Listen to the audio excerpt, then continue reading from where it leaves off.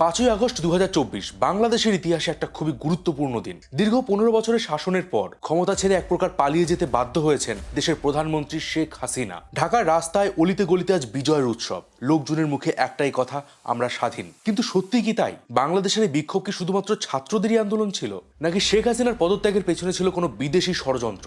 এই পরিবর্তন কি আদৌ সাধারণ মানুষদের জীবন বদলে ফেলতে পারবে? নমস্কার বন্ধুরা, আমি মিঠুন। প্রথমেই অনেক অনেক শুভেচ্ছা এবং অভিনন্দন বাংলাদেশকে। এত রক্তপাত, এত হত্যার পরেও আপনারা দেশের স্বৈরাচারী ক্ষমতার সামনে মাথা নত করেননি, আর এটা ভীষণই সাহসী একটা পদক্ষেপ ছিল। কিন্তু এই পরিবর্তন কি আপনাদের সেই সোনার বাংলাদেশের স্বপ্ন পূরণ করতে পারবে? আজকের ভিডিও সেই বিষয়, তো একদম শেষ পর্যন্ত দেখুন, কারণ অনেক কিছু জানার আছে। বাংলাদেশের বর্তমান পরিস্থিতিতে সবথেকে বড় প্রভাব ফেলেছিল ছাত্রদের এই কোটা আন্দোলন। সরকারি চাকরিতে মুক্তিযোদ্ধাদের 30% কোটার বিরুদ্ধে এই আন্দোলন শুরু হয়েছিল সেই 2018 সালে। সে সময় হাসিনা সরকার আন্দোলনের চাপে পড়ে শুধুমাত্র মুক্তিযোদ্ধা না, বরং সব কোটা বাতিল করে দিয়েছিলেন। এরপর সবকিছু মোটামুটি ঠিকঠাকই ছিল, কিন্তু গত 5ই জুন 2024 বাংলাদেশের হাইকোর্ট সেই কোটা আবার ফিরিয়ে আনে। আর এরপর থেকেই টানা 2 মাস ধরে চলছে ছাত্রদের বিক্ষোভ।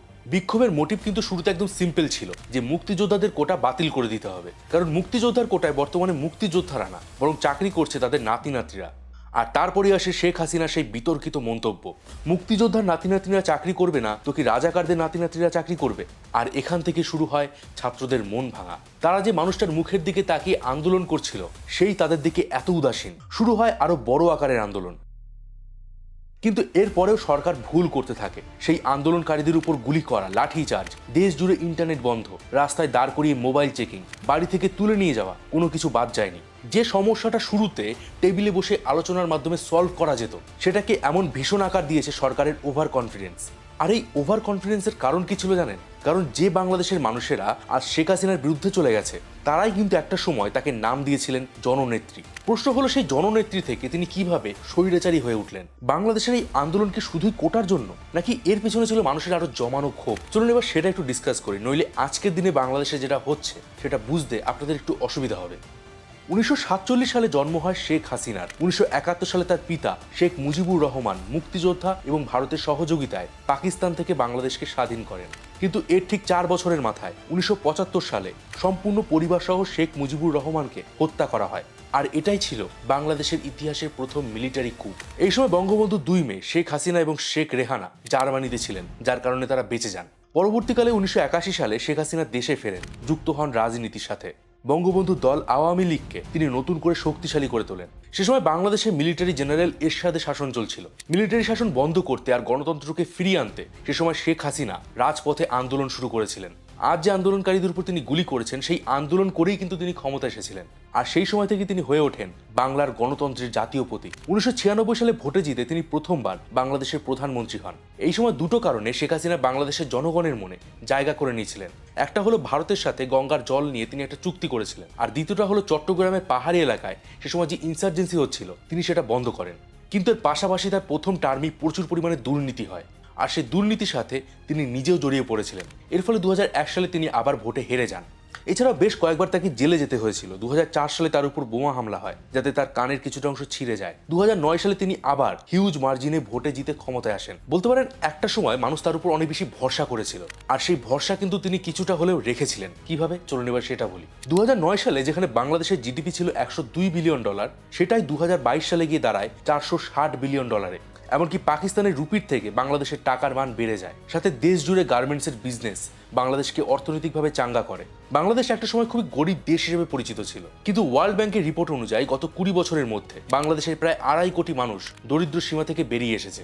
দেশে তৈরি হয়েছে পদ্মা সেতু, কিন্তু সেই সাথে পাল্লা দিয়ে বেড়েছে দুর্নীতিও। শেখ হাসিনার কাছের মানুষেরা সরকারের বড় বড় পদ খুব সহজেই পেয়ে যেতেন। একটা খবর নিশ্চয়ই আপনাদের মনে আছে, এই বছরই ঈদে একজন সরকারি চাকরি করা ব্যক্তির ছেলে 15 লক্ষ টাকা দিয়ে একটা খাসি কিনতে গিয়েছিল, আর পরে জানা যায় ওই সামান্য গভর্নমেন্ট সার্ভিস করার লোকটার কাছে ছিল কোটি কোটি টাকা। আর এটা আমি মাত্র একজনের কথা বললাম, কারণ বাংলাদেশের শেখ হাসিনার শাসনে একটা সরকারি চাকরি পাওয়া মানে ছিল ঘুষ নেওয়ার লাইসেন্স পাওয়া। পুলিশের ঘুষ নেওয়া থেকে শুরু করে নেতা মন্ত্রীরা বেআইনিভাবে লোকজনের জায়গা জমি দখল করে নিত। আওয়ামী লীগের ছোটখাটো সভাপতি পদ পেলেও একজন নিজেকে রাজা মনে করত, যেন তারাই সবকিছু। জিডিপি গ্রোথ যেমন বেড়েছিল, সাথে বেড়েছিল জিনিসপত্রের দাম। একজন চাকরিজীবী ঢাকা শহরে 12,000 টাকা দিয়ে সংসার চালানো দুষ্কর হয়ে যাচ্ছিল। আপনি বলতে পারেন হাসিনা সরকারের আমলে দেশের মজ্জায় মজ্জায় দুর্নীতি ঢুকে গেছিল, আর এতে সব থেকে বেশি সাফার করতো সাধারণ মানুষরা। আর যখনই কোনো অপোনেন্ট পার্টি এর বিরুদ্ধে কিছু বলতে যেত, তাদের জেলে ভরে দেওয়া হতো। বাংলাদেশের সব থেকে বড় বিরোধী দল ছিল বিএনপি, কিন্তু তাদের লিডারদের অনেক সময় বিনা বিচারে জেলে ভরা হচ্ছিল। না, আমি এটা বলছি না যে বিএনপি খুব ভালো একটা দল, কিন্তু একটা দেশ চালাতে গেলে যেমন সরকারের প্রয়োজন, তেমনি অপোনেন্টেরও কিন্তু প্রয়োজন, না হলে সেটা কিসের গণতন্ত্র? আর এই পুরো সিস্টেমের বিরুদ্ধে যখন কেউ আওয়াজ তুলতো, তাদের গুম করে দেওয়া হতো। রাতের অন্ধকারে সিভিল ড্রেস পরে পুলিশ তাদের তুলে নিয়ে যেত বাড়ি থেকে। 2009 থেকে 2024-এর মধ্যে এরকম প্রায় 600 জনকে গুম করা হয়েছে। আর এটা তো আমি বললাম শুধুমাত্র পাবলিশ হওয়া সংখ্যা, না জানি আরো কত মানুষ গুম হয়ে গেছে, বিনা বিচারে তাদের হত্যা করা হয়েছে, তার হিসাব কিন্তু নেই। তো আশা করি আপনারা বুঝতে পারছেন যে শেখ হাসিনার এই পদত্যাগের পিছনে শুধুমাত্র কিন্তু কোটা আন্দোলন নয়, জনগণের দীর্ঘদিনের রোষ ছিল, কারণ সরকার লাগাম ছাড়া দুর্নীতি করছিল। তবে কোটা আন্দোলন ছিল হাসিনা সরকারের সামনে আসা সব থেকে বড় বাধা। আর সরকার শুরুতে ভেবেছিল প্রতিবারের মতো এবারও তারা লাঠি আর পুলিশ দিয়ে এই আন্দোলন সামাল দেবে, কিন্তু হয়েছে তার উল্টোটা। ছাত্রদের পাশে দাঁড়ায় বাকি রাজনৈতিক দলগুলো, আর যেটা শুধুমাত্র ছাত্রদের আন্দোলন ছিল সেটা হয়ে যায় গণ আন্দোলন। এরপরে সামনে রাখা হয় এক দফা দাবি, আর শেষ পর্যন্ত 5ই আগস্ট দেশ ছেড়ে যেতে বাধ্য হন শেখ হাসিনা। এই মুহূর্তে সম্পূর্ণ বাংলাদেশ জুড়ে এটাকে ছাত্র আন্দোলন হিসেবে ধরা হচ্ছে, কিন্তু ইন্টারন্যাশনাল মিডিয়ায় বলা হচ্ছে যত তাড়াতাড়ি বাংলাদেশের সরকার ভেঙে গেছে, হতে পারে এর পিছনে কোনো বিদেশি শক্তির ষড়যন্ত্র ছিল। আর সেটাই হলো সব থেকে বড় চিন্তার কারণ। আর যদি সত্যিই এর পিছনে কোনো বিদেশি শক্তি থাকে, তাহলে কিন্তু এটা বাংলাদেশের জন্য একটা কালো অধ্যায় শুরু করবে। আর সেই বিদেশি শক্তিটা হলো আমেরিকা। তবে এখনো কিন্তু এটা প্রমাণ হয়নি যে এই সব কিছুর পেছনে আমেরিকাই আছে। শুধুমাত্র কিছু ঘটনা থেকে এটা অনুমান করা হচ্ছে। প্রথমত, আমেরিকা কখনোই শেখ হাসিনা সরকারের পক্ষে ছিল না। তার শাসন ব্যবস্থার উপরে তারা বারবার আঙুল তুলেছে। 2021 সালে বাংলাদেশের র্যাবের উপরে তারা নিষেধাজ্ঞা জারি করেছে। এছাড়া 2024 সালে ভোটের আগে আমেরিকার প্রতিনিধি দল বিএনপি লিডারদের সাথে দেখা করে। এরপর আমেরিকা বাংলাদেশের সেন্ট মার্টিন দ্বীপে একটা সামরিক ঘাঁটি বানাতে চেয়েছিল, যেটা নাকচ করে দেয় শেখ হাসিনা। উল্টে রাশিয়ার হেল্প নিয়ে বাংলাদেশের নিউক্লিয়ার রিঅ্যাক্টর বানানো হচ্ছে। এমনকি শেখ হাসিনা চীনের কাছে আর্থিক সাহায্য নিতে গেছিলেন, আর এটা কিন্তু আমেরিকা ভালো নজরে দেখেনি। আর এরপরে শেখ হাসিনা একটা প্রেস মিটিংয়ে বলেছিলেন একটা বড় শক্তিশালী দেশ চায় না যে তিনি ক্ষমতায় থাকুন। আর তারপরই হাইকোর্ট থেকে আসে সেই বিতর্কিত রায়, আর সেই রায় নিয়ে হয় আন্দোলন। আর আন্দোলনের একদম চূড়ান্ত পর্যায়ে শেখ হাসিনার দেশ ছেড়ে চলে যাওয়া। আর আমেরিকা কিন্তু আগেও অনেক দেশে এগুলো করেছে, লেবানন, ইরাক, নিকারাগুয়া, মিশর। আচ্ছা, এসব নয়, বাদ দিলাম। পাকিস্তানের দিকে দেখুন, আমেরিকার বিরুদ্ধে কথা বলার পর ইমরান খানের কি হয়েছে? তার দলের অস্তিত্ব আজ নেই, সে জেল খাটছে। আমেরিকা অতীত বহু দেশের সরকারের পতন ঘটিয়েছে।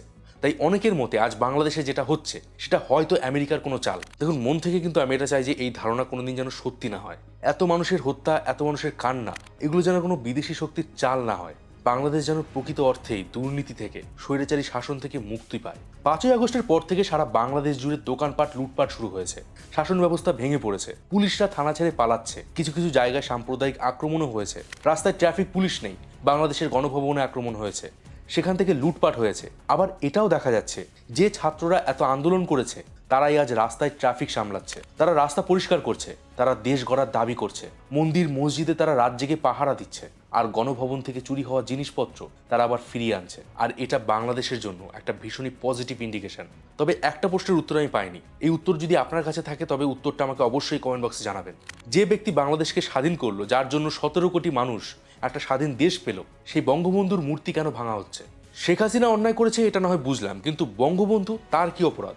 আপনার কাছে যদি এই প্রশ্নের উত্তর থাকে অবশ্যই কমেন্ট বক্সে জানাবেন, কারণ শুধুমাত্র আমি না, আমার মতো এমন অনেক দর্শক রয়েছেন যারা এর উত্তর খুঁজছেন। বন্ধুরা, বাংলাদেশকে এখনই যত তাড়াতাড়ি সম্ভব আইনি ব্যবস্থাকে আবার ফিরিয়ে আনতে হবে, যত তাড়াতাড়ি সম্ভব ফ্রেশ ভোট করাতে হবে।